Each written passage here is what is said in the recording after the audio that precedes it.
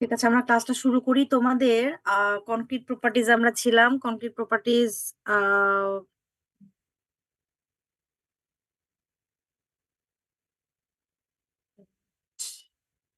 বড় স্ক্রিন হয়ে গেল।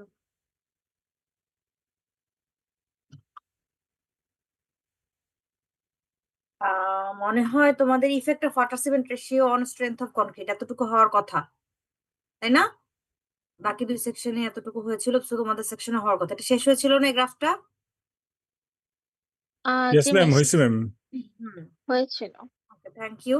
সো আমরা এর আগে কংক্রিটের হার্ডেন প্রপার্টিজ শুরু করেছি। হার্ডেন প্রপার্টিজ বলতে মেইনলি আমরা কংক্রিটের স্ট্রেংথ, হ্যাঁ, কংক্রিটের স্ট্রেংথটা খুব ইম্পর্টেন্ট। সো কোন কোন ফ্যাক্টর কংক্রিটের স্ট্রেংথে এফেক্ট করে সেই ফ্যাক্টর গুলো নিয়ে আমরা একটু ডিটেইলস আলোচনা করছিলাম। তো প্রথমে আমরা দেখেছিলাম effect of age of concrete on strength of concrete. So এইজের সাথে সাথে তো আমাদের হার্ডেনিং চলতে থাকে, সো এটা দেখেছি, এটা একটু সিম্পল ছিল। এরপরে ছিল ওয়াটার সিমেন্ট রেশিওর impact on strength of concrete. So আমরা এখানে দেখেছিলাম ওয়াটার সিমেন্ট রেশিও যত বাড়ে স্ট্রেংথ তত কমে, কিন্তু এখানে একটা অপটিমাম ওয়াটার সিমেন্ট রেশিও থাকে, যার নিচে হলে আমাদের আবার স্ট্রেংথ, ওয়াটার সিমেন্ট রেশিও বাড়ার সাথে সাথে স্ট্রেংথ বাড়তে থাকে। কারণ কি, আমাদের একটা ইফেক্টিভ ওয়াটার সিমেন্ট রেশিও দরকার হয়। এই ওয়াটারের কম হলে আমার তখন আবার কনক্রিটটা হার্শ মিক্স হয়ে যায়, যথেষ্ট পরিমাণে সিমেন্টের হাইড্রেশন হওয়ার জন্য পানি থাকে না। এই কারণে শুরুর দিকে কিছুটা কোনো কোনো মিক্সচার ভেদে হতে পারে 0.3 থেকে 0.4 হবে ওয়াটার সিমেন্ট রেশিওটা। যে সময় ওয়াটার সিমেন্ট রেশিও বাড়ার সাথে সাথে স্ট্রেংথটা বাড়তে থাকে, এক সময় একদম পিকে চলে যায়। তারপর আস্তে আস্তে আমার আবার ওয়াটার সিমেন্ট রেশিও যত বাড়ে আমার স্ট্রেংথটা কমতে থাকে। কারণ হলো যত বেশি ওয়াটার হবে তখন আবার আমার অতিরিক্ত ভয়েড থাকবে, যেটা আমরা এই ছবিতে দেখেছিলাম। তো তোমাদের বলেছিলাম যদি ওয়াটার সিমেন্ট রেশিও স্ট্রেংথের উপর ইম্প্যাক্টটা আসে, তো তোমাদের এই ফিগার দিতে হবে না, বাট এই ফিগারটা বোঝার জন্য দেখা যাচ্ছে যেখানে ফ্রেশ কনক্রিট আর এটা হার্ডেন্ড অবস্থায়। সো ফ্রেশ কনক্রিটে যদি আমার অল্প ওয়াটার সিমেন্ট রেশিও থাকে, সো বেসিক্যালি ওয়াটারের মধ্যে সিমেন্ট গুলো সাসপেন্ডেড থাকে, সময়ের সাথে সাথে এগুলো রিয়াকশন হতে থাকে, সিএসএইচ জেল হতে থাকে, জেলগুলো একটা আরেকটার সাথে অ্যাটাচ হতে থাকে এবং এরকম একটা হার্ডেন পেস্ট হয়। কিন্তু আবার অতিরিক্ত ওয়াটার হয়ে গেলে তখন দেখা গেছে যে সিমেন্ট গুলা এরকম সাসপেন্ডেড অবস্থাতেই থেকে যায় এবং মাঝে হার্ডেন যখন হয়ে যায় এরকম সিএসসি জেল তৈরি হওয়ার পরেও যথেষ্ট পরিমাণে বন্ডিং হয় না। ঠিক আছে, সো এরকম ভয়েড থেকে যায়। আচ্ছা, এরকম আমরা বেশ কিছু গ্রাফে পাবো যে আমাদের একটা অপটিমাম ব্যাপার থাকে। যেমন আমাদের পরে আমরা দেখবো effect of grading of aggregate on concrete strength. So effect of grading of aggregate, so অ্যাগ্রিগেটের গ্রেডিং বলতে আমরা বুঝি যে অ্যাগ্রিগেটের পার্টিকল সাইজ ডিস্ট্রিবিউশন, অ্যাগ্রিগেটে কি কি সাইজের অ্যাগ্রিগেট আছে সেটার সাথে আমরা বুঝি অ্যাগ্রিগেটের সারফেস কেমন, টেক্সচার কিরকম, এই জিনিসগুলো, অ্যাগ্রিগেটের শেপটা কিরকম, এই জিনিসগুলো সব চলে আসে গ্রেডিং যখন আমরা বলি অ্যাগ্রিগেটের। সো আমাদের আইডিয়াটা কি ছিল যে একটা ওয়েল গ্রেডেড অ্যাগ্রিগেট হবে, ওয়েল গ্রেডেড অ্যাগ্রিগেট হলে পোরোসিটি সব থেকে কম হবে। ঠিক আছে, সেই কারণে আমাদের কনক্রিটের স্ট্রেংথটাও সেক্ষেত্রে সব থেকে বেশি হবে। এই কারণে আমরা জানি যে ওয়েল গ্রেডেড অ্যাগ্রিগেটের স্ট্রেংথ ম্যাক্সিমাম, এই জন্য আমাদের একটা ওয়েল গ্রেডেড অ্যাগ্রিগেট দরকার। এটাই এখানে বলতেছে প্রথম পয়েন্ট, যে combine aggregate to produce dense and economic concrete with minimum amount of cement per unit volume for desired strength. So এমন অ্যাগ্রিগেট হতে হবে, কম্বাইন অ্যাগ্রিগেট বলছে মানে হ্যাঁ এটা একটা well graded aggregate to produce dense and economic concrete, যাতে আমার ইকোনমিকও হয়, যেটাতে কোর্স অ্যাগ্রিগেটের পরিমাণ যথেষ্ট পরিমাণে থাকে। ইউজুয়ালি আমরা কোর্সের পরিমাণ সব থেকে বেশি থাকে, তার থেকে কম থাকে ফাইন অ্যাগ্রিগেট, তার থেকে কম থাকে সিমেন্ট। তো মিনিমাম সিমেন্ট যতটুকু দরকার আমার একটা ডিজায়ার স্ট্রেংথের জন্য, এই সিমেন্টের থেকে, এই সিমেন্টটা আমার দেখো একটা মিনিমাম অ্যামাউন্ট সিমেন্ট দরকার। এই সিমেন্টের থেকে যদি আমরা বেশি সিমেন্ট নিয়ে নিই সেক্ষেত্রে আমাদের কি হয়ে যায়, মিক্সচারটা হার্শ হয়ে যায়। কারণ হলো যত বেশি সিমেন্ট দিবা তত কি হয়ে যাবে, সারফেস এরিয়া বেড়ে যাবে। সেই সারফেস এরিয়া বাড়ার সাথে সাথে আমাদের কি হয়ে যাবে, ওয়াটারের ডিমান্ডটা বেড়ে যাবে।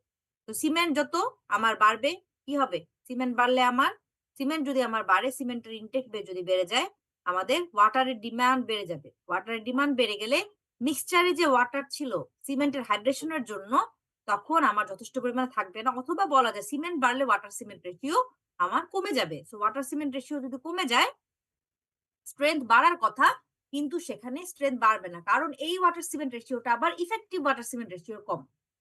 এই কথাটাকে বুঝতে পারতেছো? সো এই কারণে বলতেছে আমাদের মিক্সচার যখন হতে হবে minimum amount of cement per unit volume for desire strength, অতিরিক্ত সিমেন্টও আবার হওয়া যাবে না। এই জিনিসগুলো আমরা ফিগারে আরেকটু সামনে দেখতে পাবো। আচ্ছা, শেপ নিয়ে যদি বলি, একটা অ্যাগ্রিগেট যখন অ্যাঙ্গুলার হয়, যখন শার্প হয় রাদার দ্যান রাউন্ড, ঠিক আছে, একটা রাউন্ড অ্যাগ্রিগেটের কি হয়ে যায়, সেটা স্মুথ থাকে, ওয়ার্কেবল থাকে, তার ওয়াটারের ডিমান্ড কম থাকে। কিন্তু আবার রাউন্ড অ্যাগ্রিগেটের সমস্যা কি থাকে, সবগুলাই যদি আমার এরকম রাউন্ড রাউন্ড হয়, আমি যখন ইন্টারলকিং করব তখন সেটা সঠিকভাবে মাঝখানে কতগুলা বিল্ট ইন ভয়েড থেকেই যাবে। সো ভয়েড থেকে যাওয়াতে, ভয়েড থাকা মানেই কি হয়ে যাবে, তার স্ট্রেংথটা কমে যাবে। এই কারণে মোটামুটি শার্প, একদম অতিরিক্ত শার্পও না, particles should be angular and sharp to provide better interlocking. Interlocking যত হবে, তার মানে আমার যদি আমার ধরো এরকম ইয়ে থাকে, তখন ইন্টারলকিং হলে কি হয়ে যাবে, তারা একেবারে মিনিমাম সারফেস এরিয়াটা খুঁজে পেয়ে যাবে এবং মাঝের ভয়েড গুলো কমে যাবে। যত ভয়েড কমবে স্ট্রেংথ বেড়ে যাবে। Rough textured aggregates have higher surface area resulting higher water requirement to wet the surface. তো রাফ যদি টেক্সচার হয় অ্যাগ্রিগেটের, যেমন ধরো একটা অ্যাগ্রিগেটের শেপ যদি অনেক সারফেস ইরেগুলারিটি থাকে, তখন তার সারফেস এরিয়া বেড়ে গেল। সিমিলার একটা অ্যাগ্রিগেট রাউন্ডের থেকে একটা এরকম ইররেগুলার শেপের এবং যদি রাফ থাকে, তার এখানে তো আমি অনেক বড় ইনফরমেশন দিয়েছি, এত রাফ তো থাকবে না। রাফ থাকলে তার ওয়াটারের ডিমান্ড বেড়ে যাবে। ওয়াটারের ডিমান্ড বেড়ে গেলে তখন কি হয়ে যাবে, মিক্সচারে যতটুকু ওয়াটার ছিল তার থেকে সে বেশি ওয়াটার নিয়ে নিবে, তখন আমার কি হয়ে যাবে, মিক্সচারটা তখন হার্শ হয়ে যাবে। সো রাফ টেক্সচারের থেকে আমাদের হলো একটু স্মুথ টেক্সচার, সেক্ষেত্রে ভালো। The smaller the size of the particles, the higher the cement requirement for given volume. So যত বেশি ফাইন হবে একটা মিক্সচারের মধ্যে অ্যাগ্রিগেট পার্টিকল, তত আমাদের সিমেন্টের রিকোয়ারমেন্টটা বেড়ে যাবে। ঠিক আছে? তো the smaller the size of the particle, the higher the water requirement. So যত বেশি ফাইন পার্টিকল হবে, আমরা জানি ফাইন অ্যাগ্রিগেটের পরিমাণ যত বেশি হবে অথবা সিমেন্টের পরিমাণ যত বেশি হবে, আমার এখানে ওয়াটারের রিকোয়ারমেন্ট তত বেড়ে যাবে। সো আমরা যদি একটু ফিগার দিয়ে দেখি, দেখো এখানে বলতেছে যে এতক্ষণ তো আমরা বিভিন্ন জিনিস দেখলাম, যে একটা হলো যদি পার্টিকল যদি অ্যাঙ্গুলার হয়, তা বেটার ইন্টারলকিং হবে। সো অ্যাঙ্গুলার অ্যাগ্রিগেট, শার্প অ্যাগ্রিগেটের ক্ষেত্রে আমাদের স্ট্রেংথটা বেশি থাকবে। আবার যদি রাফ টেক্সচার অ্যাগ্রিগেট হয়, ম্যাম, রাফ অনেকে জয়েন করতে চাচ্ছে বাট হইতে পারতেছে না। আচ্ছা, এটা ওয়েটিং রুম হয়েছিল কেন, কারণ জানি ওয়েটিং রুমটা হয় না এবং কোনো নোটিফিকেশনও আসছে না। তারা কি অন্যভাবে থেকে, তোমাদের এরকম কেন? তোমাদেরকে সবাই দিয়ে ইউপির ডোমেইন দিয়ে করেছো, নাকি তোমাদের জি এটা ম্যাম। বাইরের ইমেল আইডি? আগে একটা অপশন ছিল যে আহ, সবাইকে অটোমেটিক জয়েন করা, সেই অপশনটা আমি আজকে খুঁজে পাচ্ছি না। ওয়েটিং রুমে আর কেউ থাকবে না এখন দেখতে পাচ্ছি। আর এত দেরিতে কেন? হ্যাঁ, 9:15 বলেছি, আর যারা জয়েন করতে চাবে এরপর আর কাউকে জয়েন করা হবে না ক্লাসের মাঝখানে। হয়ে যাওয়া কথা জয়নিং। ওকে, আচ্ছা, থ্যাংক ইউ বলার জন্য। করি, এতে আবার কি হচ্ছে?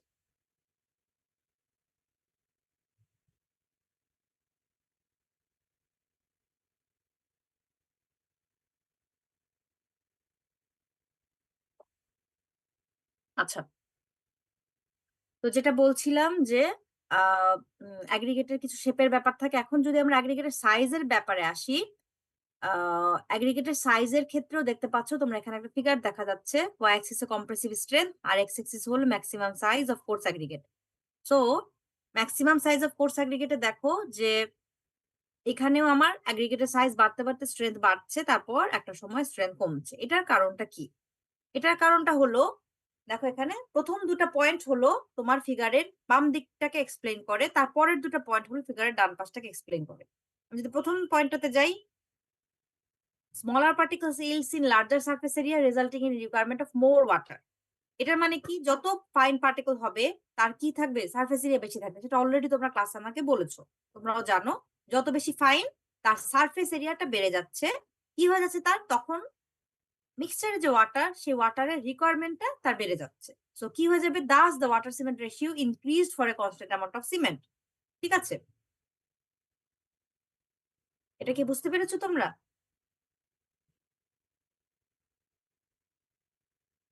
জি ম্যাম।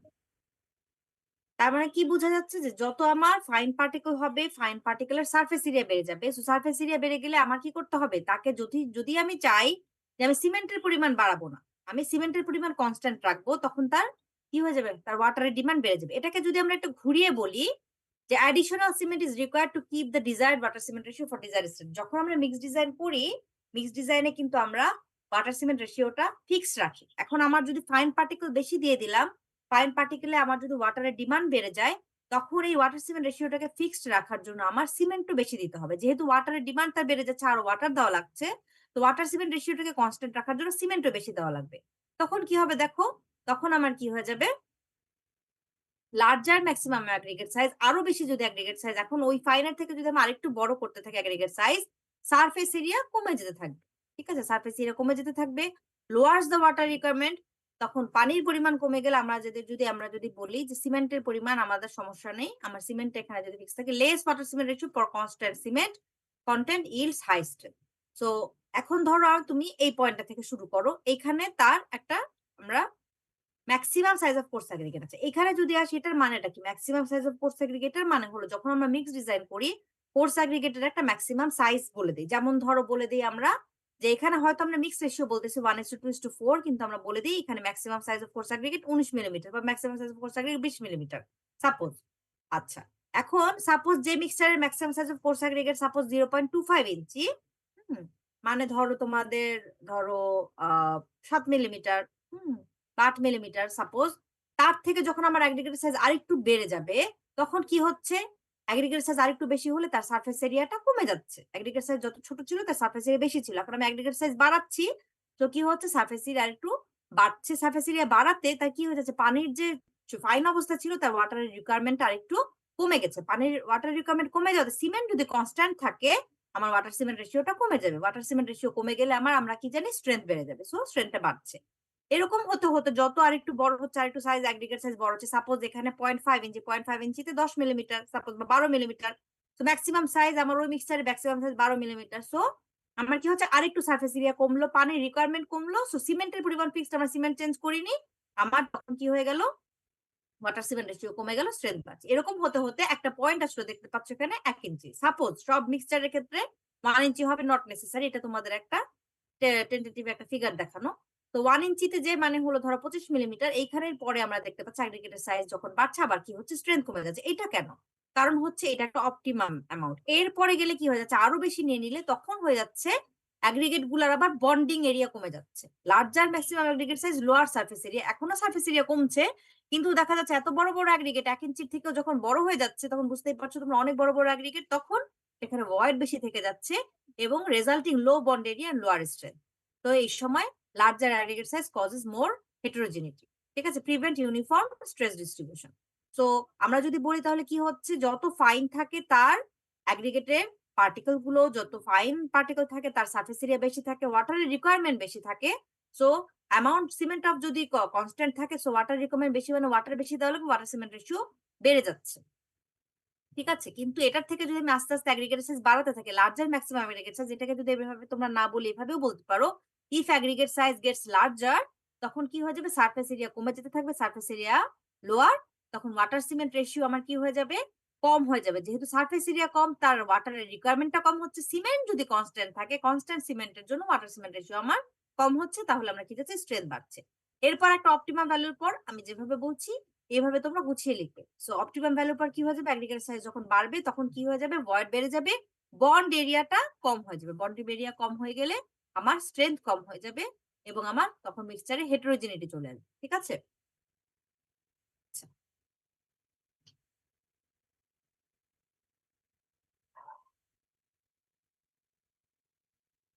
এই ইউজার গেস্ট কে এটা? হ্যাঁ, এখন যে যারা জয়েন করতেছো, ইউজার গেস্ট কে? মাত্র যে জয়েন করলো, তোমার কি আইডি কি, নেম কি? তোমাদের আমি কোনো অ্যাটেন্ডেন্স নিব না। এখানে যারা আছো তাদের অটোমেটিক যা আসবে এটাই থেকে যাবে। তোমাদের তো নিজেদের নাম দিয়ে প্রপার আইডি দিয়ে হওয়ার কথা না সবার? এই যে আমি তো দেখতে পাচ্ছি খুব লিমিটেড স্টুডেন্টের তোমাদের প্রপার আইডি দিয়ে। এখানে তোমাদের কি অ্যাকাউন্ট নাই? তোমরা কি ঠিকভাবে ইউএপি ডোমেইন দিয়ে লগইন করতে পারো না? অল্প কয়েকজন স্টুডেন্ট ছাড়া অলমোস্ট ম্যাক্সিমাম নাম দিয়ে করেছো। সবার আইডি থাকা উচিত এখানে। ঠিক আছে? সবাই আইডি দিয়ে রিনেম করো।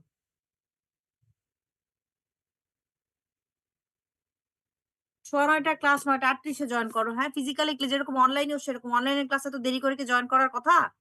বলো তো? এই যে সামিয়া, স্টিল নাও, ইচ্ছা মতো ডিপসি 67 রোল 67, ইচ্ছা মতো এখন তোমাদের একটু পর ক্লাসে এসে আরেকজনকেও ইয়ে করা হবে না। সবকিছুর তো একটা প্রসিডিওর আছে। হ্যাঁ, একটা তো রুলস আছে, রেগুলেশনস এর মধ্যে চলা লাগে। যে আমার ক্লাস শুরু হচ্ছে, আমি কি অনলাইন ক্লাসেও কি মানুষের আধা ঘন্টা পরে জয়েন করা লাগে? আমি বুঝতে পারলাম না।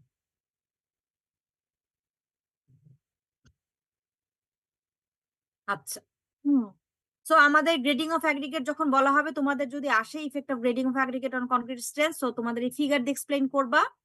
একটা শুরুতে আমি যেটা বললাম যে অ্যাগ্রিগেটের সাইজ ইনিশিয়ালি যখন বাড়তে থাকে, বাড়লে আমার সারফেস এরিয়া কমে, সোজা কথা সারফেস এরিয়া কমলে আমার পানির রিকোয়ারমেন্ট কমে যায়, এবং সিমেন্ট কনস্ট্যান্ট সিমেন্টের জন্য ওয়াটার সিমেন্ট রেশিও কমে, সো স্ট্রেন্থ বাড়ে।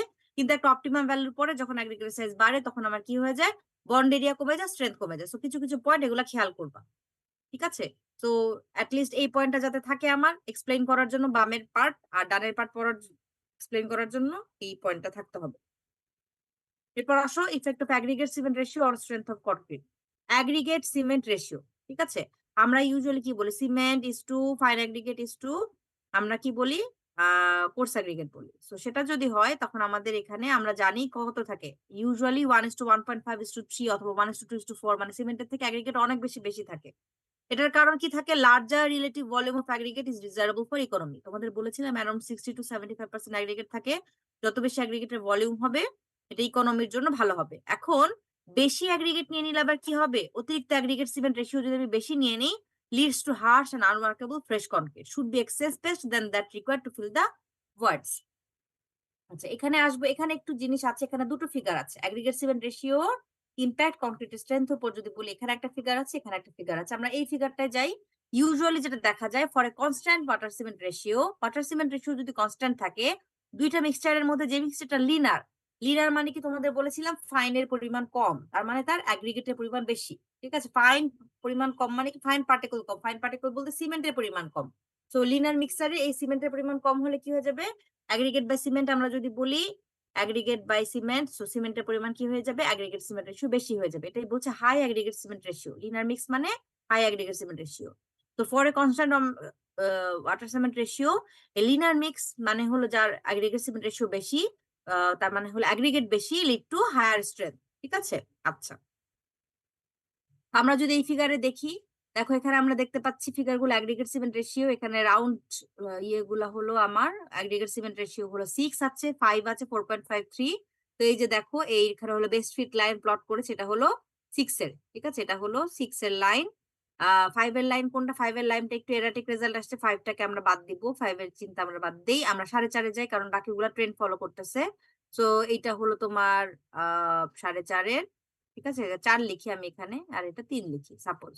তো আমরা যদি দেখি, দেখো 6, 4, 3 এখানে একটা ট্রেন্ড দেখা যাচ্ছে। আমরা যদি ওয়াটার সিমেন্ট রেশিও, একটা fixed water cement ratio suppose 0.45, আমরা যদি লাইন টানি, দেখো তোমরা কি দেখতে পাবা, একটু বাঁকা হলো। সো যার অ্যাগ্রিগেট সিমেন্ট রেশিও বেশি, এটা কি, এটা 6 এর জন্য ছিল, তার স্ট্রেংথ সব থেকে বেশি হবে। তারপর দেখো যদি এটা ছিল 4.5 এর, তার স্ট্রেংথ আর একটু কম, এবং যার অ্যাগ্রিগেট সিমেন্ট রেশিও 3, তার স্ট্রেংথ আরো কম। তার মানে আমরা কি দেখতে পাচ্ছি, এই কথাটা এখানে বলেছে for a constant water cement ratio leaner mix বলতে যার high aggregate cement ratio lead to higher strength. So aggregate cement ratio, অ্যাগ্রিগেটের পরিমাণ যত বেশি হচ্ছে আমার স্ট্রেংথ তত বেশি হচ্ছে পরে কনস্ট্যান্ট ওয়াটার সিমেন্ট রেশিও। আচ্ছা if the cement paste occupy smaller portion of the concrete volume total porosity is lower. এর কারণ কি, এর কারণটা বলছে যে অ্যাগ্রিগেট সিমেন্ট রেশিও যখন বেশি হয় তার মানে কি সিমেন্টের পরিমাণটা কম। If the cement paste occupy smaller portion of the concrete volume total porosity is lower and strength is higher. So এটা কেন তোমাদেরকে বলেছিলাম যে অতিরিক্ত সিমেন্ট যদি হয়ে যায় সেক্ষেত্রে আমার যদি ওয়াটারের পরিমাণও বেশি থাকে, এখানে আমার এরকম অনেকগুলো ভয়েড থেকে যাবে, সো স্ট্রেংথ আমার কম হয়ে যাবে। প্লাস এই যদি ওয়াটারের পরিমাণ বেশি হয়ে থাকে, সো ওয়াটারটা কিন্তু একসময় কি হয়ে যাবে, চলে যাবে ইভাপোরেশনের মাধ্যমে, তখন এখানে ভয়েড থেকে যায়, এই কারণে পোরোসিটি বেড়ে যায়। এই কারণে বলতেছে যে স্মলার পোর্শন যদি হয় তাহলে ঠিক আছে, the cement paste occupy smaller portion of the concrete volume total porosity is lower and strength is higher. কিন্তু যদি অ্যাগ্রিগেট সিমেন্ট রেশিও আবার যদি তোমার কমে যায়, অ্যাগ্রিগেট সিমেন্ট রেশিও কমে যাও মানে কি বলতো, অ্যাগ্রিগেট সিমেন্ট রেশিও কখন কমবে, যখন সিমেন্টের পরিমাণ বেড়ে যাবে। সিমেন্টের পরিমাণ বেড়ে গেলে কি হয়ে যাবে, পোরোসিটি বেড়ে যাবে। এটা খেয়াল রাখবা, সিমেন্টের পরিমাণ কম, পোরোসিটি কম, সিমেন্টের পরিমাণ বেশি, পোরোসিটি বেশি। সো সিমেন্টের পরিমাণ যখন কম তার মানে অ্যাগ্রিগেট সিমেন্ট রেশিও বেশি, অ্যাগ্রিগেট সিমেন্ট রেশিও বেশি হলে আমার যেহেতু সিমেন্টের পরিমাণ কম, পোরোসিটিও কম এবং স্ট্রেংথ ইজ হায়ার। আচ্ছা কিন্তু রিসার্চ করে দেখা গেছে তোমার, however there are some studies that show strength decreases with increase in aggregate percentage up to a certain percentage then starts increasing।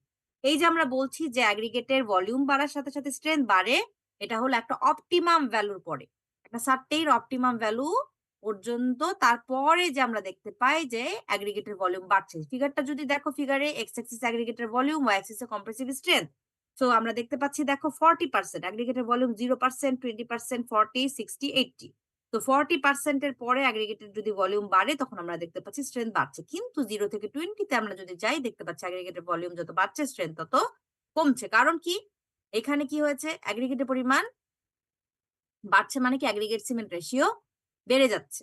ঠিক আছে, তো সিমেন্টের পরিমাণ এখানে যথেষ্ট না, এইটুকু দরকার। এখানে যতটুকু আমার এখানে সিমেন্ট এত কম যে আমার যথেষ্ট পরিমাণ হাইড্রেশন হয় নাই, কারণ সিমেন্টের তো হাইড্রেশন হতে হবে, পানি দিয়ে হাইড্রেশন না হলে স্ট্রেংথ গেইন হবে না।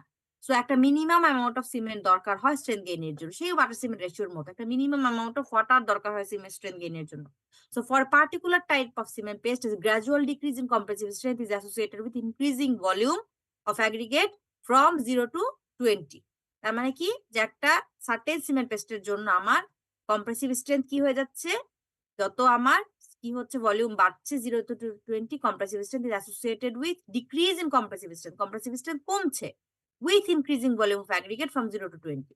আবার আমরা দেখতে পাচ্ছি বাট ফ্রম 40 to 80, 40 থেকে 80 এর মধ্যে আমার ইনক্রিজিং কম্প্রেসিভ স্ট্রেংথ। তো আমাদের এই কারণেই বলা হয় যে এটিটা হলো আমাদের একটা অপটিমাম অ্যামাউন্ট, যে সময় আমাদের স্ট্রেংথটা বেশি থাকে। ঠিক আছে, তাহলে আমরা দুটো জিনিস দেখলাম, এই দুটো আমরা আমি তোমাদের এতক্ষণ ধরে বোঝাচ্ছি কারণ হলো তোমাদের এইখানে এই লেকচারে তোমাদের গ্রাফের ইয়েগুলো এক্সপ্লেনেশন গুলা খুবই জরুরি, তোমরা যাতে বুঝো। স্লাইডে ঠিক মতো করে ওইভাবে করে বলা আছে, অনেক কথা লেখা আছে, একটু কমপ্লিকেটেড হয়ে যায়। তোমাদের আমি বুঝিয়ে বলছি, এবং যখন তোমাদের আসবে তোমাদের এত কথা এগুলো আমি চাচ্ছি না, তোমরা বুঝে লিখতে পারলেই 2-3টা পয়েন্টে এনা। যেমন এখানে আমি বলেছি effect of grading of aggregate on কংক্রিটের স্ট্রেংথ, এখানে কি বলেছি যে আমার যত বেশি ফাইন থাকবে শুরুর দিকে তত আমার সারফেস এরিয়া বেশি বেড়ে যাবে, ওয়াটার রিকোয়ারমেন্ট বেড়ে যাবে। ওয়াটার রিকোয়ারমেন্ট বলে একটা সার্টেন সিমেন্টের জন্য ওয়াটার সিমেন্ট রেশিও বেড়ে যাবে থেকে স্ট্রেংথ কমে যাচ্ছে। তো তার মানে আস্তে আস্তে যত আমি অ্যাগ্রিগেটের সাইজ বড় হবে সারফেস এরিয়া কমবে, সারফেস এরিয়া কমা মানেই পানির রিকোয়ারমেন্ট কমবে, পানির রিকোয়ারমেন্ট করা মানেই ওয়াটার সিমেন্ট রেশিও কমবে, ওয়াটার সিমেন্ট রেশিও কমলে আমরা জানি স্ট্রেংথ বাড়বে। তো এইভাবে আস্তে আস্তে স্ট্রেংথ বাড়ছে। অপটিমাম ওয়াটার সিমেন্ট রেশিওর পরে আমার যত আমার বেড়ে যাচ্ছে অ্যাগ্রিগেট কোর্স অ্যাগ্রিগেটের সাইজ, তখন আবার যথেষ্ট পরিমাণে বন্ডিং হচ্ছে না, কারণ ভয়েড চলে আসছে, হেটেরোজিনিটি চলে আসছে। ঠিক আছে, হোমোজিনিয়াস না, অসমতা চলে আসছে থেকে স্ট্রেংথ কমে যাচ্ছে। তদ্রুপ অ্যাগ্রিগেট সিমেন্ট রেশিওর ক্ষেত্রে যদি আমরা বলি, অ্যাগ্রিগেট সিমেন্ট রেশিওর ক্ষেত্রে একটা কনস্ট্যান্ট ওয়াটার সিমেন্ট রেশিও ফিগারটা যদি আমরা বলি, strength versus water cement ratio, একটা কনস্ট্যান্ট ওয়াটার সিমেন্ট রেশিওতে অ্যাগ্রিগেট সিমেন্ট রেশিও যত বেশি হবে স্ট্রেংথ তত বেশি হবে। কিন্তু এখানেও একটা পয়েন্ট আছে, এটা কারণটা বলে দিয়েছে পরের পয়েন্টে যে কেন বেশি হচ্ছে, কারণ আমার একটা মিনিমাম সিমেন্ট দরকার, সিমেন্ট যত কম হবে পোরোসিটি কম হবে, স্ট্রেংথ বেশি হবে। কিন্তু একটা মিনিমাম সিমেন্ট দরকার হয় স্ট্রেংথ গেইনের জন্য, এই কারণে 0 থেকে 20 অ্যাগ্রিগেট, যত অ্যাগ্রিগেটের পরিমাণ বাড়ছে স্ট্রেংথ তত আমার কি হয়ে যাচ্ছে, এখানে কমে যাচ্ছে, কারণ এখানে সিমেন্টটা যথেষ্ট পরিমাণে নাই। এরপর যখন আমার 20 থেকে 40 আমরা দেখতে পাচ্ছি মোটামুটি একটু স্টেবল হচ্ছে, 40-র পরে অ্যাগ্রিগেটের ভলিউম 40-র পর থেকে যত বেশি বাড়াচ্ছি অ্যাগ্রিগেটের ভলিউম বাড়ার সাথে সাথে সিমেন্ট বাড়ছে। তো এখানেও আমরা কি বুঝতে পারছি যে একটা অপটিমাম সিমেন্ট দরকার হয় দেখে এই ঘটনাটা ঘটে। এই দুইটা ফিগার কি তোমাদের ক্লিয়ার? আচ্ছা, কারো কোনো কোশ্চেন থাকলে কোশ্চেন করতে পারো।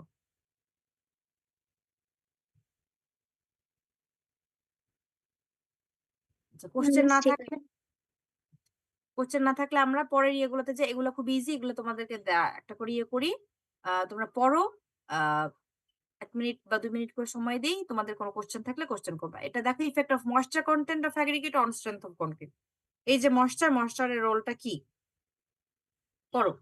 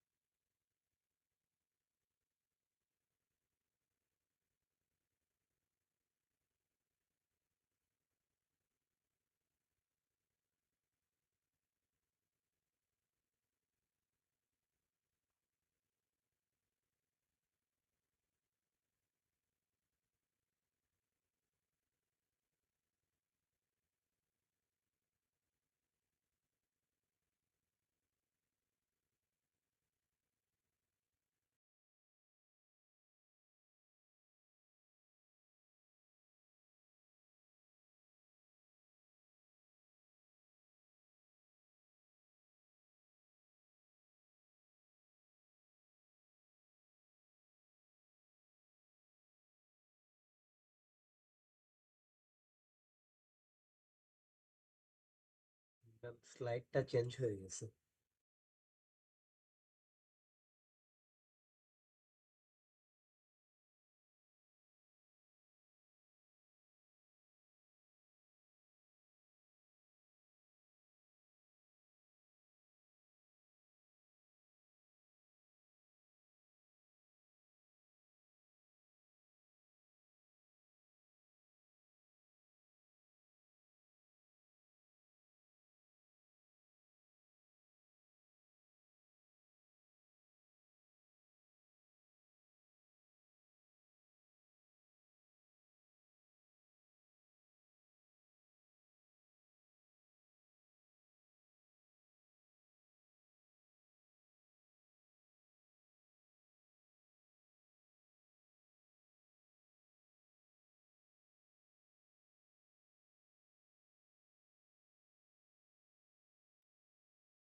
লজিকটা বুঝতে পেরেছো?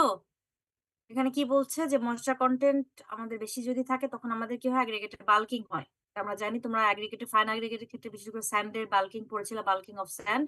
সো এখন যেমন ধরো অতিরিক্ত বৃষ্টি হচ্ছে, সো ফিল্ডে অবশ্যই এই জিনিসগুলা কি হয় যখন আমরা ফিল্ডে মিক্সিং করি এগুলো ফিল্ডে রাখা থাকে। ফ্যাক্টরি হলে সেটা অন্য জিনিস। ফিল্ডে রাখা থাকে তো তখন কি হয় যে course aggregate, fine aggregate both এটার উপরে সারফেস ময়েশ্চার থাকবে। মানে হলো আমার অ্যাগ্রিগেটের উপরে কি থাকবে? ময়েশ্চার থাকবে। মগরে ময়েশ্চার থাকলে এগুলো সব বাল্কিং অবস্থা থাকবে। সো অতিরিক্ত পানি এগুলো কি হয়ে যাবে? কনক্রিটে চলে আসবে। তো এই কারণে আমার এই যে আমরা মিক্সড ডিজাইন বলি, মিক্সড রেশিও বলি, এগুলো আমার হয় হলো রিয়েল মিক্সড রেশিও যেটা বলছে। রিয়েল মিক্সড রেশিও বলতে এগুলা হলো ড্রাই বেসিসে। The field aggregates are generally wet, need to convert the real mixed ratios into the field mixed ratio. So field mixed ratio কে কি করতে হয়? ওয়েট ভলিউম দিয়ে গুণ দিতে হয়। সো এখানে এই প্রবলেমটাই বলা আছে at 8% moisture content, the bulking of fine aggregate is 33% and the bulking of coarse aggregate is 11%. So বলতেছে একটা যদি এখন moisture content এরকম হয় aggregate-এর, aggregate-এর 8% moisture content-এ, তার মানে আমরা দেখতে পাচ্ছি তার অতিরিক্ত পানি আছে। দুইটার ক্ষেত্রে fine aggregate-এরও bulking অবস্থা আছে 33% এবং coarse aggregate-ও bulking অবস্থা আছে 11%. Suppose the real mix ratio on the basis of dry volume of aggregate is 1:2:4. তার মানে কি real mix ratio on the basis of dry volume of aggregate. হ্যাঁ, আমরা যখন এই মিক্স রেশিওটা বলি এটা হলো রিয়েল মিক্স রেশিও বলে এটার নাম, এবং এটা হলো ড্রাই বেসিসে হয় 1:2:4.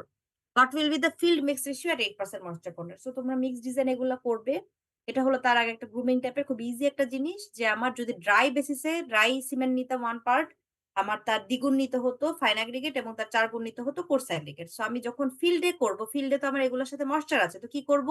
আমার ফাইন অ্যাগ্রিগেট তার মানে কি এখানে কি বুঝতেছি? এটা কি? এটা হলো সিমেন্ট, এটা হলো 2 হলো তার কি? ফাইন অ্যাগ্রিগেট, আর 4 কি? 4 হলো আমার কোর্স অ্যাগ্রিগেট। তো ফাইন অ্যাগ্রিগেটের ক্ষেত্রে কি হবে? আমি যদি ফাইন অ্যাগ্রিগেটের ভলিউম বলি সিমেন্টই থাকলো। ফাইন অ্যাগ্রিগেট কতটুকু বাল্কিং হচ্ছে 33%। সো আমরা কি করব? ফাইন অ্যাগ্রিগেটের 1 তো না, সরি। এটা হবে হলো 2 প্লাস হলো কি হবে? বলতে পারো কিনা?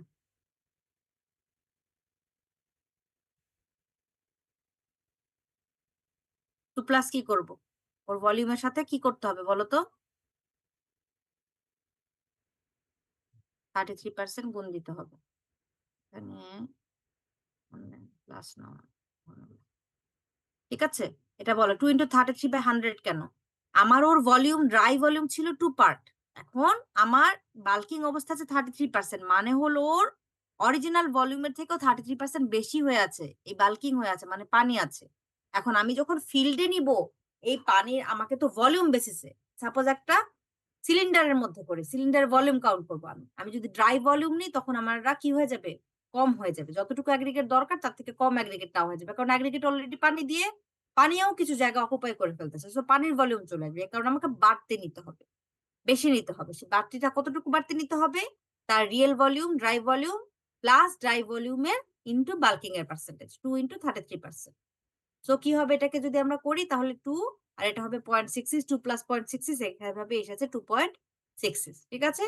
আর 4 এরটা কি হবে? 4 প্লাস 4 into 11/100 করলে আমার আসবে হলো 4.44, ঠিক আছে? 4 প্লাস 4 into 11/100। তো যতটুকু ভলিউম ড্রাই তার সাথে ওই অ্যামাউন্টের সাথে তার বাল্কিং এর অ্যামাউন্টটা গুণ দিলে আমাদের ফিল্ডের অ্যামাউন্টটা পারবো। সো এটার মানেটা কি? এটার মানে যখন আমি ফিল্ডে মিশাবো তখন 1 পার্ট সিমেন্টের সাথে আমি 2.66 পার্ট আমাকে ফাইন অ্যাগ্রিগেট নিতে হবে, তার 4.44 পার্ট কোর্স অ্যাগ্রিগেট নিতে হবে। সো ফিল্ডে ভলিউমটা বেশি নিতে হবে। কারণ কি? এই ভলিউমের মধ্যে অবশ্যই ময়েশ্চার কাউন্টটা আছে। এখন কোয়েশ্চেন হলো এই যেহেতু ময়েশ্চার আছে, আমি ময়েশ্চার সহ নিচ্ছি, তাহলে যখন আমার একটা পানির যে পরিমাণ, আমি পানিটা কি সেম দিব? পানিটা সেম দিব না। পানিটা কি করব? পানিটা কম দিতে হবে। সো ওই অ্যাডজাস্টমেন্টটাও আসতে হয় যেটা তোমরা কনক্রিটের মিক্স ডিজাইনে শিখবে। আচ্ছা। তো এই জিনিসটা আমরা কনক্রিটের মিক্স ডিজাইন আরো ডিটেইলস দেখব। এটা এখানে এতটুকু আছে। এরপর আসো effect of quality of water for mixing and curing on strength of concrete. পড়ো, এটাও পড়ো কি বলছে।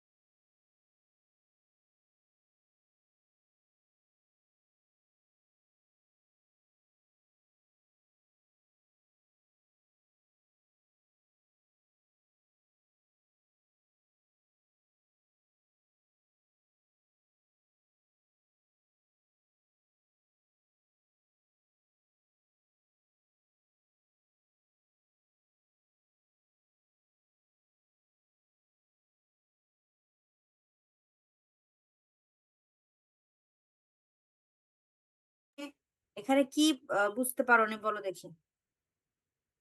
সব বোঝা গেছে এখানে?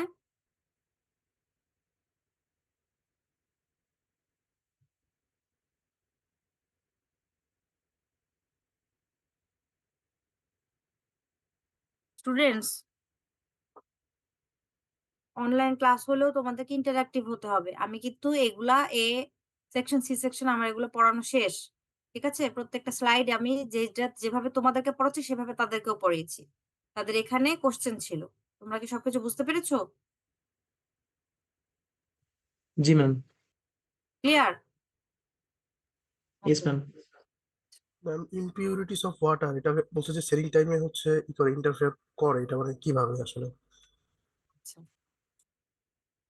সবাই সবকিছু বুঝতে পেরেছো, রাইট? এখন আমাকে বলো তো, রোল 87, 87 আছো নাকি ঘুমাচ্ছ? 87, রোল 87। জি ম্যাম আছি। হ্যাঁ, বলো ব্র্যাকিশ ওয়াটার মানে কি? বলতে পারবা? ক্লাসে কে বলতে পারবে ব্র্যাকিশ ওয়াটার মানে?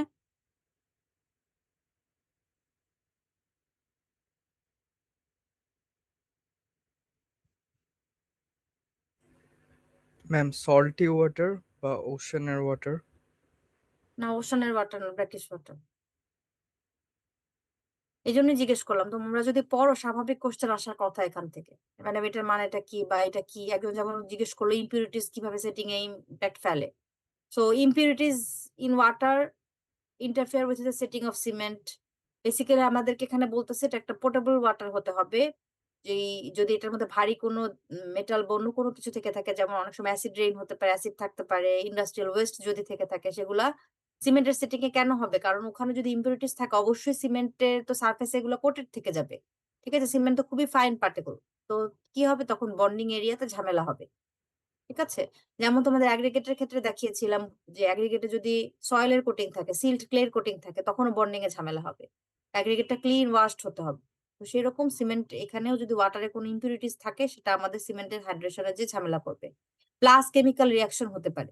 ঠিক আছে? অন্য কোনো অ্যাডভার্স কেমিক্যাল থাকলে সেই কেমিক্যালি রিঅ্যাক্ট করতে পারে সিমেন্টের ইনগ্রেডিয়েন্ট গুলোর সাথে, অ্যালকালিনিটির সাথে। এজন্য বলছে may adversely effect the strength of concrete, may lead to corrosion in the reinforcement of cement. এই জিনিসগুলো ঘটতে পারে, এই কারণে আমাকে পোর্টেবল ওয়াটার হতে হবে, প্লিজেন্ট টেস্ট হতে হবে, যে এমন ওয়াটার যেটা আমি ডোমেস্টিক এবং ইন্ডাস্ট্রিয়াল পারপাস ইউজ করতে পারবো, এই ধরনের ওয়াটার হতে হবে।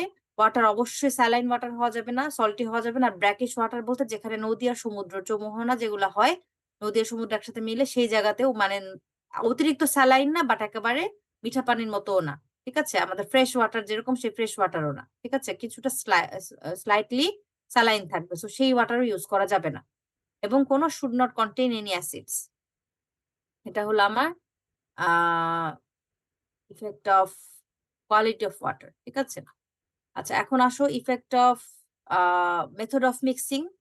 মেথড অফ মিক্সিং তোমরা মোটামুটি হয়তো জানো যে আমরা হ্যান্ড মিক্স করতে পারি, মেশিন মিক্স করতে পারি। মেশিন মিক্স এখানে ম্যাডাম আমরা আমার একটা প্রশ্ন ছিল। বলো। ম্যাডাম যদি মানে ওই কনক্রিটের ক্ষেত্রে যদি অপটিমাল পিএইচ এর রেঞ্জ কত থাকা বেটার, যেটা হাইড্রেশন প্রসেসের জন্য বাধা না আসবে? আচ্ছা, তাহলে তুমি কোন পিএইচ ওয়াটারের পানি খাও? ম্যাডাম তুমি ওই যে মানে এই যে পিএইচ, মানে পিএইচ লেভেল যেটা ভেরি অ্যাসিডিক করে, খাও? যেটা একটু। অ্যাসিডিক খাও নাকি না নিউট্রাল ম্যাম, খাও? নিউট্রাল। নিউট্রাল খাও। সো নিউট্রাল ওয়াটারই তোমার কনক্রিটের জন্য বেটার। ঠিক আছে? সো হুম। অ্যালকালাইন ওয়াটারও যদি দিয়ে দাও, সেখানে পানির মধ্যে কি হয়ে থাকবে তোমরা দেখেছো, অতিরিক্ত অ্যালকালাইনও হওয়া যাবে না। বোঝা গেছে? সো পিএইচ যেমন আমাদের নিউট্রাল থাকে, সেরকম একটা আমাদের পিএইচ কত বলো? 7। সেরকম হওয়া উচিত। তো এটাই বলা আছে, ওয়াটার এমন ভাবে, এটার স্পেশাল কোনো ওয়াটার দিয়ে আমরা করতে হবে তা না, কিন্তু আবার এটার মধ্যে যাতে কোনো হেভি মেটাল কোনো কিছু না থাকে। তোমার রেগুলার ওয়াটার, ট্যাপ ওয়াটার দিয়ে তুমি করতে পারবো। Water should be fit for drink. এই পানি খেয়ে অনেকে বেঁচে আছে। ঠিক আছে? সো ফিল্টার করছে না। তো should be pleasant to test. তোমার লবণাক্ত লাগছে না, তোমার কোনো হেভি মেটাল লাগছে না, কোনো অ্যাসিডিক লাগছে না। অবশ্যই এটা অ্যাসিডিক হওয়া যাবে না এবং অতিরিক্ত অ্যালকালাইনও হওয়া যাবে না। তো এই হলো পারপাস, যে নর্মাল ওয়াটার হতে হবে। আচ্ছা, মিক্সিং যদি আমি বলি, effect of method of mixing, আমাদের হ্যান্ড মিক্সিং হতে পারে, মেশিন মিক্সিং। এখানে আমরা দেখছি হ্যান্ড মিক্সিং, যেটা তোমরা হয়তো দেখেছো হ্যান্ড মিক্সিং করে। হ্যান্ড মিক্সিং এর প্রবলেম কি? যেহেতু এটা human involved, hand mixing often does not produce a good concrete, requires proper care. So দেখা যায় হোমোজিনিয়াস মিক্সচার হয় না, এই জন্য আমাদের মেশিন মিক্সটা প্রেফার্ড।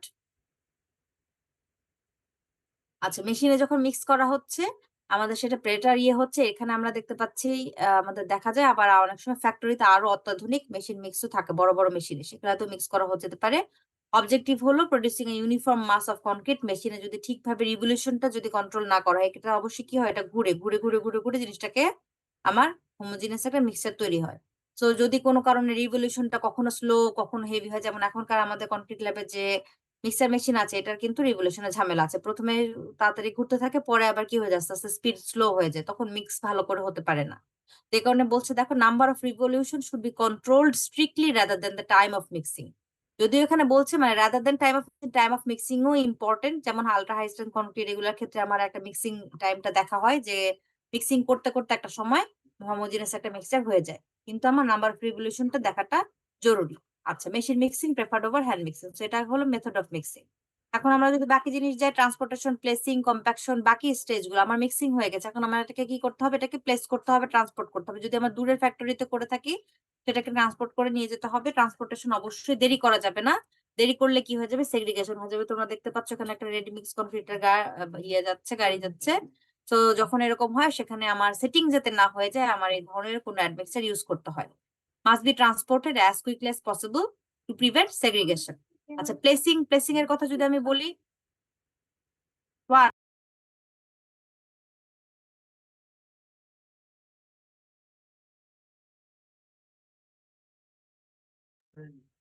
আচ্ছা, প্লেসিংটা কি হতে হবে, প্লেসিং হতে হবে should be placed as soon as possible. তোমার ইচ্ছা মতো উপর থেকে ডাম্প করা যাবে না, একটা সার্টেইন হাইট, এই হাইটের উপর থেকে বেশি দিলে আমার কি হয়ে যাবে, তার ওয়েটে সেলফ ওয়েটে সেগ্রিগেশন হয়ে যাবে। Should not be thrown or dump. ঠিক আছে, আমাদের এই যে যখন মিস্ত্রিরা উপরে নিয়ে যায় মাথায় করে, দেখেছো তোমরা অনেক সময়, তো ওরা অনেক সময় উপর থেকেই যদি ঢেলে যেতে না দেয়, এই জিনিসটা খেয়াল করতে হয় ওখানে, এই কারণে সাইট সুপারভিশনে থাকতে হয় কোয়ালিটি কন্ট্রোলের জন্য। সো এগুলারও একটা স্ট্রেংথ ইম্প্যাক্ট পড়ে। যদি সেগ্রিগেশন হয়ে যায় তখন কি হয়ে যাবে, কনক্রিটের যেটা স্ট্রেংথ হওয়ার কথা সেই স্ট্রেংথটা হবে না। সো কোয়ালিটি কন্ট্রোল, এই জিনিসগুলো এখন যে স্টেজ গুলো দেখাচ্ছে এগুলো হলো কোয়ালিটি কন্ট্রোলের সাথে। এর আগে তো মিক্সিং ছিল, ডিজাইন ছিল, ইঞ্জিনিয়ার পারচেজ। এখন তোমার এখানে ইঞ্জিনিয়ার, সাইট ইঞ্জিনিয়ারদের এগুলো সব খেয়াল করতে হবে। এরপর আসি effect of transportation, placing and compaction আর স্ট্রেংথ অফ কনক্রিট।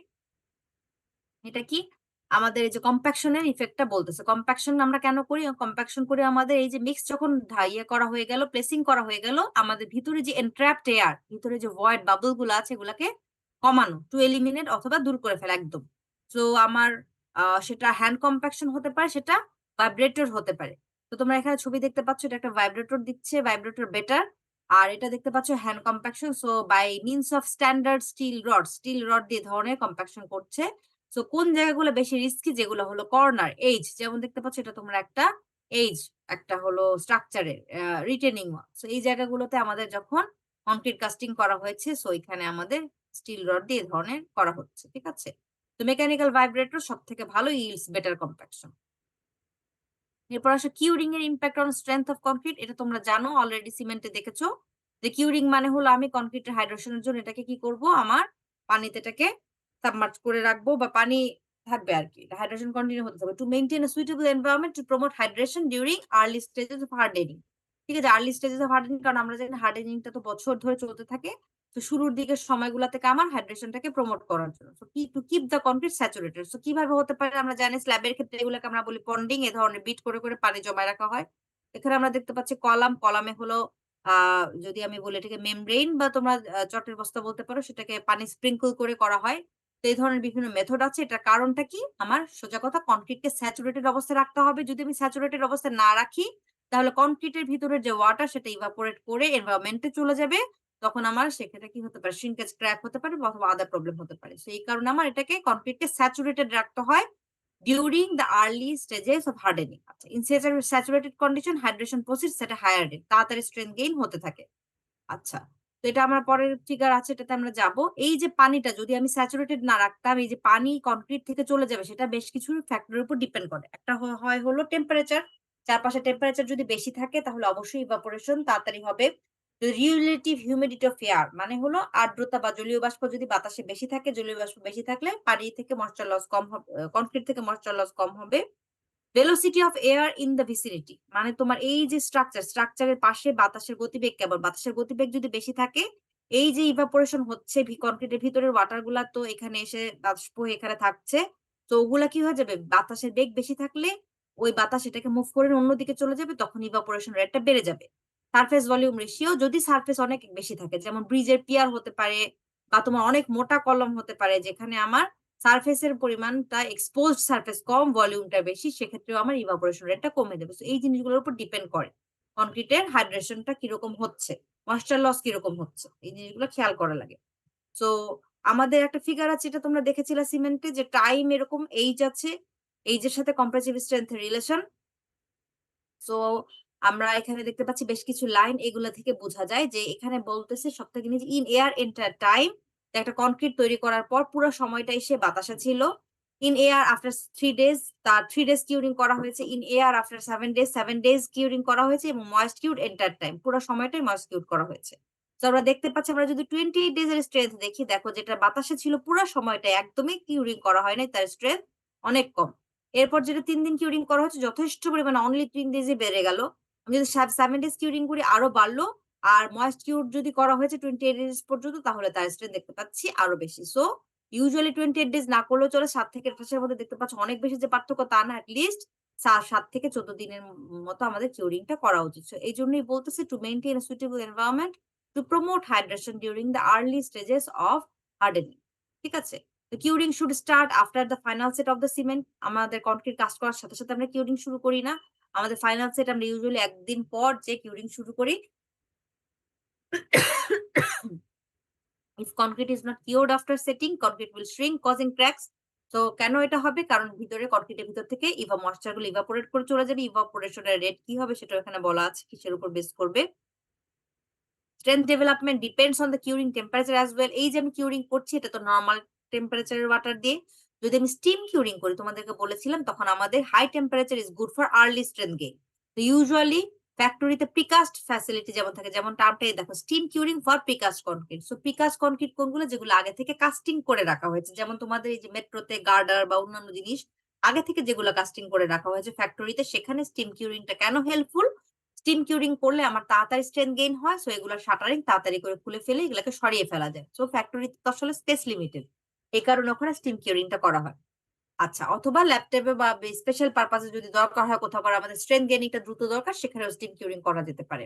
বেশ কিছু মেথডের কথা বলছে, যেমন পন্ডিংটা তোমরা এখানে দেখতে পাচ্ছ, এটা হলো স্প্রেইং। এরপর বলছে হলো কাভারিং উইথ ওয়েট ম্যাটেরিয়াল, এ ধরো ওয়েট ম্যাটেরিয়াল দিয়ে ঢেকে দেওয়া। মেমব্রেন কিউরিং আর একটা হলো মেমব্রেনের মতো শীট, যেমন ধর পেভমেন্ট বা আদার জায়গায় যে স্ল্যাব বা অত্যাধুনিক ইয়েতেও আমার মেমব্রেন দিয়ে দিলেও, মেমব্রেন ওয়েট মেমব্রেন থাকে, সেটা দিয়েও আমার কিউরিং চলতে থাকে। ঠিক আছে? আচ্ছা, সো এই হলো আমাদের কিউরিং এর impact on strength of concrete. এখন আমরা যে অ্যাডমিক্সচার তোমাদের আমি এখানে পড়াবো না, অ্যাডমিক্সচার আলাদা একটা লেকচারই পড়ানো হবে, যেটা তোমাদের একটা ক্লাসে বলবো।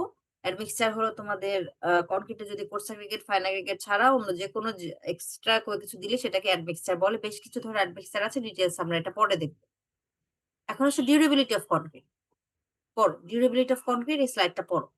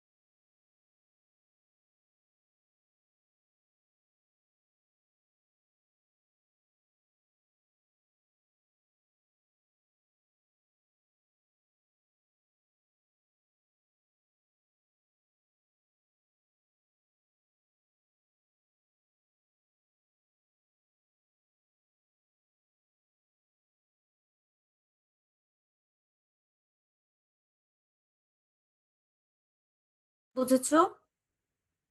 Durability always related to weather, তোমাদের এটা অনেকবার বলেছি, এনভায়রনমেন্টের সাথে রিলেটেড। এবং আরেকটা জিনিস হলো যেটা অনেক দিন ধরে ঘটবে, সেই জিনিসটা ডিউরেবিলিটি। সো ডিউরেবিলিটি, একটা জিনিসের গুড ডিউরেবিলিটি কি করে বুঝবো যেটা একটা ডিউরেবল ম্যাটেরিয়াল? যে যখন তার এই প্রপার্টিটা থাকবে সে রুখে দিতে পারবে environmental and other conditions without deterioration over a period of years, অনেক বছর ধরে যে সাস্টেইন করে যাবে। ঠিক আছে, ইম্প্যাক্ট ফ্যাক্টর কি কি হতে পারে? যদি আমি ওয়েদারের কথা বলি, যেমন external factors like Wuthering action, এই যে আমার সময়ের সাথে সাথে বিভিন্ন বাতাস এই সেই অনেক কিছু রকম ফ্যাক্টর থাকে, এগুলোতে কোনো ক্ষয় হবে না বা লিমিটেড ক্ষয় হবে। এক্সট্রিম টেম্পারেচার চেঞ্জেস বলতে যেমন ধরো একটা হতে পারে ফায়ার, আগুন ধরে গেছে, সেটা একটা। এক্সট্রিম টেম্পারেচার চেঞ্জেস বললে হতে পারে যেমন ধরো আমাদের কোল্ডার রিজিয়নে, বাইরের দেশগুলোতে যখন যেমন স্নোয়িং হয় তখন, ঠিক আছে, আবার স্নোয়িং হচ্ছে আবার সেটা স্নোটা চলে যাচ্ছে, এটা অ্যাব্রেশন কি যে ক্ষয়, তোমার ঘর্ষণের মতো। তো তোমার পেভমেন্টে যেমন বড় বড় ভেহিকল যাচ্ছে, আবার ধরো ইন্ডাস্ট্রিতে যদি ইন্ডাস্ট্রির ফ্লোর গুলাতে বড় বড় কোনো কিছু মুভ করানো হচ্ছে, সো সেখানে অ্যাব্রেশন আসতে পারে। Attack by natural or industrial liquid or gases, যেমন অ্যাসিড রেইন, একটা অ্যাসিড রেইন হতে পারে। ইন্ডাস্ট্রিয়াল লিকুইড হয়তো কোনো কোনো ইন্ডাস্ট্রি থেকে কোনো কিছু লিক হয়েছে, অথবা এই যে দেখো ইরানে আমাদের বোমা হামলা হলো, সেখানে আমরা দেখেছি নিউক্লিয়ার ইয়ের কারণে আমাদের একটা পুরো অ্যাটমসফিয়ার হয়েছে, এই ধরনের যদি হয় সেখানে আমাদের একটা ইম্প্যাক্ট পড়তে পারে। তো এগুলো হতে পারে এক্সটার্নাল ফ্যাক্টর। ইন্টারনাল ফ্যাক্টর কি? ইন্টারনাল ফ্যাক্টর একটা হলো তোমরা জানো ভলিউম চেঞ্জ। ভলিউম চেঞ্জটা বিভিন্ন কারণ হতে পারে, ধরো ভিতরে কিছু C3A কম্পোনেন্ট সিমেন্টের থেকে গেছে, ওরা তখনও রিয়াক্ট করেনি, ওদের হতে পারে। বাইরে থেকে সালফার গেল, সালফেট যে রিয়াক্ট করলো, অ্যালকালি অ্যাগ্রিগেট রিয়াকশন হলো, এই জিনিসগুলো হলো ইন্টারনাল ফ্যাক্টর। আর একটা হলো পারমিয়েবিলিটি অফ কংক্রিট, যদি কংক্রিটের ভয়েড বেশি থাকে তখন সেটা বেশি পারমিয়েবল হয়ে যায়। তো পারমিয়েবিলিটি যদি বেশি থাকে, এই জিনিসগুলো আমাদের ডিউরেবিলিটি ইম্প্যাক্ট ফেলে। এগুলো হলো external and internal factor. Problems associated with lack of durability যদি দেখি আমরা কি কি আছে, একটা হলো সালফেট অ্যাটাক। সালফেট অ্যাটাক তোমরা সিমেন্টে পড়েছো, যে বাইরে থেকে সালফেট, গ্রাউন্ড বা অন্য সোর্স থেকে সালফেট এসে যদি আমার সিমেন্টের C3 এর সাথে রিয়াক্ট করে, তখন আমরা একটা কম্পোনেন্ট হয়, তার কারণে প্রোডাক্টের ভলিউম বেড়ে যায়। তো এটা ক্ষেত্রে আমাদেরকে কি করতে হবে? Solution sulphate resisting cement use করতে হবে, অথবা সাপ্লিমেন্টারি সিমেন্টিশিয়াস ম্যাটেরিয়াল যেটাকে আমরা বলি স্ল্যাগ, সিলিকা ফিউম, এগুলো। স্ল্যাগটা হলো most effective two resist sulphate attack. ঠিক আছে, সো এখানে সুন্দরভাবে 4টা প্রবলেম বলা আছে। কি কি প্রবলেম মোস্ট কমন? একটা হলো সালফেট অ্যাটাক, একটা ফ্রিজ থ, একটা অ্যালকালি সিলিকা রিঅ্যাকশন, একটা রিইনফোর্সমেন্ট করোশন। সালফেট অ্যাটাক হলে কি হয় সেটা বলা আছে, সালফেট এসে আমার কনক্রিটের সিমেন্টের সাথে রিঅ্যাক্ট করে, সিমেন্টের C3 কম্পোনেন্টের সাথে, যেটা পরে আমাদের তোমাদের ডিটেইলস আবার আছে, যেটা তোমরা আগেও পড়েছো। সালফেট অ্যাটাক অন কনক্রিট আমরা যদি এখানে দেখি, সালফেট অ্যাটাক হলো মেকানিজম কি? Formation of calcium sulpho aluminate. কিভাবে হয়? C3A প্লাস সালফেট আসে বাইরে থেকে এবং সিমেন্টের ভিতরে C3 এর সাথে সে রিঅ্যাক্ট করে। Can be both internal, delayed release from clinker, or external, organic rich environment, industrial waste, solid, ground water, এগুলো থেকে সালফেট আসতে পারে। বাইরের সি ওয়াটার, সমুদ্রের পানিতে থাকতে পারে, সিওয়েজ ওয়াটারে থাকতে পারে, স্ট্যাগন্যান্ট ওয়াটার, জলবদ্ধ ওয়াটারে থাকতে পারে, ইন্ডাস্ট্রিয়াল ওয়েস্টে থাকতে পারে, সালফেট বিভিন্ন জায়গা থেকে আসতে পারে। ঠিক আছে, কি সিমটম কি করে বোঝা যাবে? হোয়াইটিশ অ্যাপিয়ারেন্স হবে, সল্টের মতো। কারণ কি? এই যে ক্যালসিয়াম সালফো অ্যালুমিনেট, এগুলা কি? ডিপোজিশন অফ এট্রিনজেন্ট ক্রিস্টালস এর মতো। হ্যাঁ, ettringite crystals in internal cracks ও ইন্টারনাল ভয়েডস। সো আমরা যদি ছবিতে দেখি, এই যে ইন্টারনাল ক্র্যাক, এখানে আমাদের এরকম হোয়াইটিশ ডিপোজিট হবে, যেটা দেখে আমরা বুঝবো আচ্ছা এটা সালফেট অ্যাটাক হয়। যেমন সময়ের সাথে সাথে ভলিউমটা বেড়ে স্পলিং হতে থাকবে, কনক্রিট খসে পড়তে থাকবে।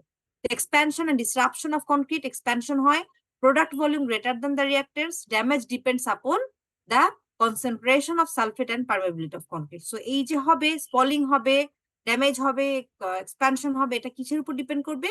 আমার ক্র্যাকিং এন্ড স্পলিং হবে। এটা হলো পারমেবিলিটি কেমন কনক্রিটের যদি পোরোসিটি বেশি থাকে তখন এগুলো রিঅ্যাকশন বেড়ে যাবে, অথবা সালফেটের কনসেন্ট্রেশন যদি অনেক বেশি থাকে। তো তোমরা দেখেছো যে সালফেটের কনসেন্ট্রেশন অনেক বেশি থাকলে আমাদের টাইপ 5 পোর্টল্যান্ড সিমেন্ট ইউজ করতে বলে, হাই সালফেট রেজিস্ট্যান্স সিমেন্ট। আর যদি সালফেট আয়নের পরিমাণ মডারেট থাকে তাহলে আমরা type 2 sulphate resistance cement use করবো। এগুলাতে আমাদের কি কমিয়ে দেওয়া হয়? যেহেতু C3 এর সাথে সালফেট রিঅ্যাক্ট করে, এই দুইটা সিমেন্টে C3 এর পরিমাণ কম থাকে। এই টাইপ 2 সিমেন্টে C3 এর পরিমাণ যা থাকে, টাইপ 5 এ C3 এর পরিমাণ 5 এরও কম থাকে। ঠিক আছে, এগুলো তোমাদের পড়ার কথা সিমেন্ট। আরেকটা হলো ভালো use of blast furnace slug. ঠিক আছে, তোমরা দেখেছো স্ল্যাগ আপ টু 95% পর্যন্ত ইউজ করা যায়। ক্লিংকারকে কমিয়ে দিব, ক্লিংকার যেটাতে ঝামেলা, আমার ক্লিংকারের C3 এর সাথে তো রিঅ্যাক্ট করছে, সো ক্লিংকারকে কমিয়ে আমি স্ল্যাগের পরিমাণ বাড়িয়ে দিব। ঠিক আছে, তো এই হলো সালফেট অ্যাটাক অন কনক্রিট। আরো কয়েকটা প্রবলেমের কথা ছিল। ফ্রিজ থটা কি? ওই যে আমাদের কোল্ড হচ্ছে, কোল্ড ক্লাইমেটে repeated cycles of freezing and thawing, বরফ পড়ছে আবার বরফগুলো গলে যাচ্ছে, thawing. Take the surface of the concrete, এটাতে কি হয়, সারফেসের উপরে স্পলিং হয়, ক্ষয় হতে থাকে। সো এগুলা ক্ষেত্রে কি করতে হয়, এয়ার এন্ট্রেনিং অ্যাডমিক্সচার ইউজ করতে হয়। তো এয়ার এন্ট্রেনিং অ্যাডমিক্সচার কিভাবে কাজ করে এটা তোমাদের ক্লাসে আমি একটু বলেছি, অ্যাডমিক্সচার পড়াতে গেলে আবার বলবো। অ্যালকালি সিলিকা রিঅ্যাকশন তোমরা জানো, অ্যালকালি সিলিকা রিঅ্যাকশন মানে হলো যদি রিঅ্যাক্টিভ অ্যাগ্রিগেট হয়, সেই রিঅ্যাক্টিভ অ্যাগ্রিগেট কি করে, আমার সিমেন্টের অ্যালকালিনিটির সাথে রিঅ্যাক্ট করে। So chemical reaction between alkalis in the cement and silica in the aggregate. তো আমাদের কি করতে হবে সেক্ষেত্রে, লো অ্যালকালি সিমেন্ট ইউজ করতে হবে অথবা নন রিঅ্যাক্টিভ অ্যাগ্রিগেট ইউজ করতে হবে। আরো বেশ কিছু মেথড ছিল, এটা তোমরা অ্যাগ্রিগেট দেখে এসেছো। আর রিনফোর্সমেন্ট করশন কি, রিনফোর্সমেন্ট করশন যদি আমার স্টিলের রিনফোর্সমেন্ট করশন হয়ে যায়, এই ধরনের দেখো রিনফোর্সমেন্ট যদি এক্সপোজড হয়ে যায়, সেটা খুবই রিস্কি এবং হলো কোনো ইজি সলিউশন নেই। সেক্ষেত্রে আমাদের রিট্রোফিটিং এর দরকার হয়, বাইরে থেকে ফেরোসিমেন্টের লেয়ার অ্যাপ্লাই করা অথবা অন্য কোনো রিবার অ্যাপ্লাই করা বা কিছু একটা করে এটাকে ঠিক করতে হয়। ঠিক আছে, ঠিক করা বলতে এটাকে সার্ভিস লাইফটা আরেকটু বাড়ানো। ঠিক আছে, একদম তার পূর্বের অবস্থায় ফিরে যাবে না, এটাকে একটু আরেকটু এক্সটেন্ড করা শেলফ লাইফটা। আচ্ছা, পারমেবিলিটি এবং তোমাদের পারমেবিলিটি এটা আমি পরের ক্লাসে পড়বো, সবগুলো ইয়েতেই আমার এটা বাকি আছে। তোমাদের লেকচারটা এখানে শেষ হচ্ছে। তোমাদেরকে আমার যেটা বলার, তোমাদের সাথে কি আমার কালকে ক্লাস আছে, তোমরা বি সেকশন আছে মনে হয়, তাই না? আচ্ছা, তো তোমাদের সাথে ক্লাসটা জানি কয়টায়, 11টায়। 11টায়। আচ্ছা, তোমাদের যেটা গত সপ্তাহে বৃহস্পতিবার একটা ক্লাস মিস হয়েছে। তো আমার বিআরসি সেকশনের সাথে বৃহস্পতিবার ক্লাস মিস হয়েছে, আর এই সেকশনের সাথে আমি একটু অসুস্থ ছিলাম, ক্লাস মিস হয়েছে। তো আমি যেটা চাচ্ছি, শনিবারে তোমাদের এটা একটা অনলাইন ক্লাস নিতে চাচ্ছি। তোমাদের 11টায় ক্লাস, তো আমি দেখলাম তোমাদের 9:30 তো কোনো ক্লাস নেই, আছে কি আগামীকাল? No ma'am. হ্যাঁ, তোমাদের ক্লাস নেই। সো আমি এই শনিবারে যেটা করবো, আমি অফিসে যাব, কিন্তু তার আগে যেহেতু আমার আরো একটা সেকশন আছে, শিডিউল পাওয়াটা ডিফিকাল্ট, রুম পাওয়া যায় না। যেমন আজকে এই সেকশনের ক্লাস 12:30, আমি ওদের অনলাইন নিতে চাইনি, কারণ ওদের একটা ক্লাস অলরেডি হয়ে গেছে। তো অ্যাডমিক্স অ্যান্ড ফেরোসিমেন্ট যে লেকচারটা আছে, এই লেকচারটার উপর অনলাইন ক্লাস আমি শনিবারে সকাল 9টায় নিতে চাচ্ছি, 3 সেকশন একসাথে নিব। আর কালকে আমি তোমাদের ম্যাথের ইয়েটা করাবো, একটা আমাদের introduction to concrete mix design math হবে। আমি আশা করবো সবাই ক্লাসে প্রেজেন্ট থাকবে। এই ক্লাসে যেটা পড়াবো এটার উপরই তোমাদের নেক্সট উইকে ক্লাস টেস্ট হবে, বুঝতে পেরেছো? তো কালকে ক্লাসে যেটা পড়ানো হচ্ছে, যে লেকচারটা, এটার উপর নেক্সট উইকে ক্লাস টেস্ট হবে। এটা কবে হবে? মোস্ট প্রবাবলি যেহেতু তোমাদের বুধবারের ক্লাস, বুধবারই নেওয়া যায়। হয়তো যদি সবকিছু ঠিকঠাক থাকে, বুধবারই তোমাদের ক্লাস টেস্ট হবে। ঠিক আছে, আচ্ছা মিস। ওকে। তো ঠিক আছে, কালকে তাহলে তোমাদের সাথে ক্লাসে দেখা হবে। ঠিক আছে, আমি ক্লাসটা এখানে শেষ করছি। তাহলে কারো কি কোনো কোশ্চেন আছে? কোশ্চেন থাকলে, আমার মনে হয় রাত হয়ে যাচ্ছে, তোমরা কালকে দেখা হবে, কালকে কোশ্চেন করতে পারো। আর তোমাদের সমস্ত লেকচার ম্যাটেরিয়াল কিন্তু দিয়ে দেওয়া হয়েছে। ওকে, তো যার যেটা প্রবলেম, সময় থাকতে থাকতে দেখে স্টাডি করতে থাকো, সময় আমাদের আর খুব বেশি বাকি নেই। ঠিক আছে, তাহলে ক্লাস এন্ড করছি আমি। আসসালামু আলাইকুম। আসসালামু আলাইকুম মিস।